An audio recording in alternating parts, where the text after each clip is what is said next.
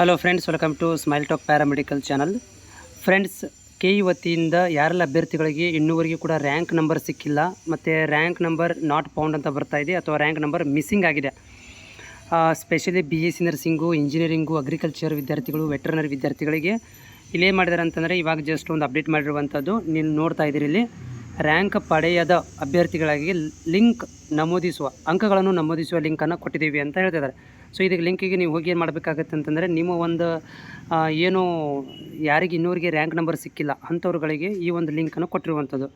ಇಲ್ಲಿ ನೀವೇನು ಮಾಡಬೇಕಾಗತ್ತೆ ಅಂದರೆ ನಿಮ್ಮ ಒಂದು ಎಕ್ಸಾಮ್ಸ್ ರಿಜಿಸ್ಟ್ರೇಷನ್ ನಂಬರ್ ಹಾಕಬೇಕು, ಪಿ ಯು ಸಿಯ ರಿಜಿಸ್ಟ್ರೇಷನ್ ಕರೆಕ್ಟಾಗಿ ಹಾಕಬೇಕು, ಜೊತೆಗೆ ನಿಮ್ಮ ಅಂಕಗಳನ್ನು ಪಿ ಸಿ ಎಮ್ ಬಿ ಇದ್ದರೆ P C M B, P C B ಇದ್ದರೆ ಪಿ ಸಿ ಎಮ್ ಇವುಗಳನ್ನು ಹಾಕಿ, ಅಥವಾ ಪಿ ಸಿ ಬಿ ಇದ್ದರೆ ಪಿ ಸಿ ಬಿ ಇವುಗಳನ್ನು ಹಾಕಿ ಎಂಟ್ರಿ ಮಾಡಬೇಕಾಗುತ್ತೆ. ಎಂಟ್ರಿ ಮಾಡಿದ ಮೇಲೆ ನಿಮಗೆ ಸ್ಪಾಟ್ ರ್ಯಾಂಕನ್ನು ಒಂದು 2 ಡೇಸಲ್ಲಿ ಕೊಡ್ತಾರೆ. ನಿಮಗೆ ಅಂದರೆ 29ನೇ ತಾರೀಕಿಗೆ ನಿಮಗೆ ಆಗಿಂದಾಗೆ ಸ್ಪಾಟ್ ರ್ಯಾಂಕ್ ಅಂತೇಳಿ ನಿಮಗೆ ಲಿಂಕ್ ಕೊಟ್ಟು ಅಂದರೆ ಲಾಗಿನ್ ಮಾಡಿದಾಗ ನಿಮಗೆ ಕಾಣಿಸುತ್ತೆ.